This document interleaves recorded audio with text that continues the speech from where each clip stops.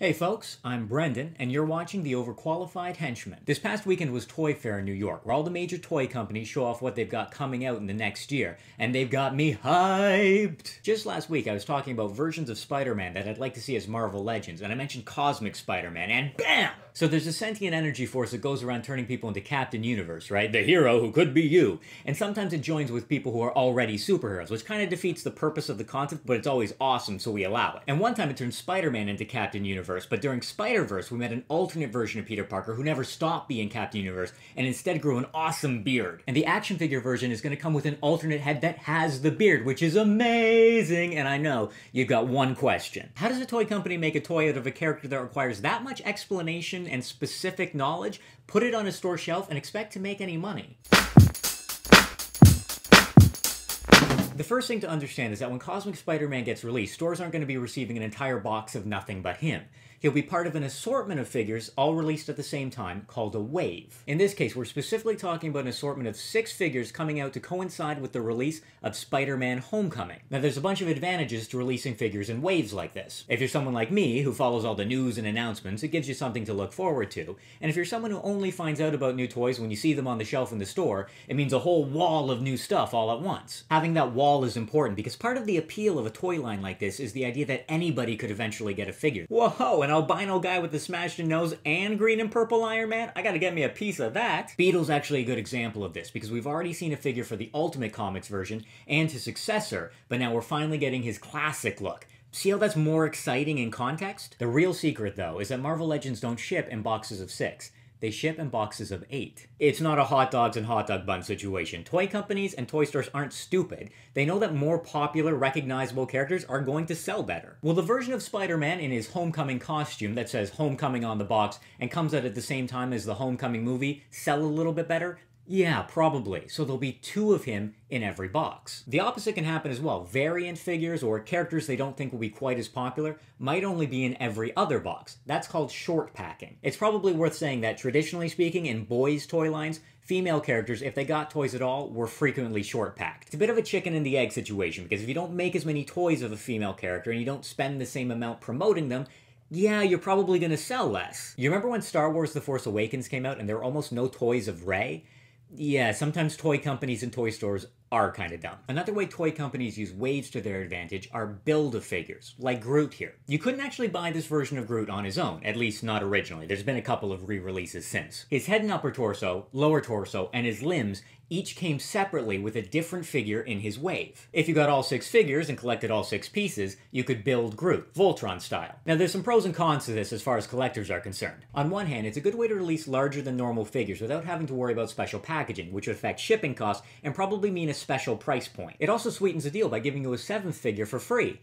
Theoretically. See, the problem is it's only free if you were planning on buying all 6 of those other characters anyway. And aside from completionists who just want everything, that's probably not going to be the case. The good news is that it's pretty easy to get loose Build-A-Figure parts on the secondary market, like eBay, from people who wanted the main figure but had no intention of building the big guy.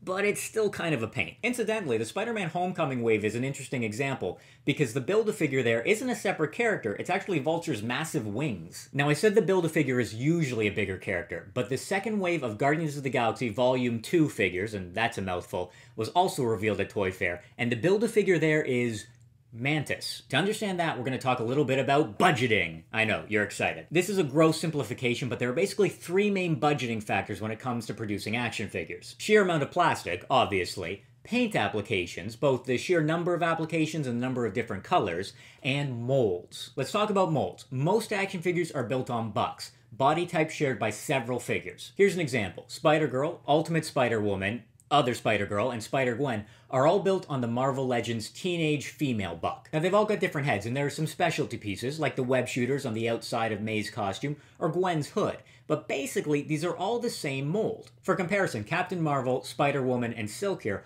all use the taller, more muscular adult female buck. Although you'll notice that Silk has a different chest piece that looks a little bit more like fabric. This kind of mold sharing is especially useful for superheroes whose costumes are often painted on, in this case literally. The catch is that figures based on movie versions of characters have to mimic actual fabric, actual costumes, and that means a lot of extra molding. So a wave like this that requires a lot of new molding makes budget cuts elsewhere. hence a smaller Build-A-Figure. A toy line like Transformers doesn't have bucks per se, but it does have lots of characters that share the same mold. Thundercracker and Skywarp are just Starscream in blue and purple respectively, and a couple of extra parts and a different paint job turn a jet into a space shuttle. Now besides waves, figures are also released in box sets and store exclusives, keeping in mind that most box sets are store exclusives. Now a box set is just 2 or more figures packaged together in a box set.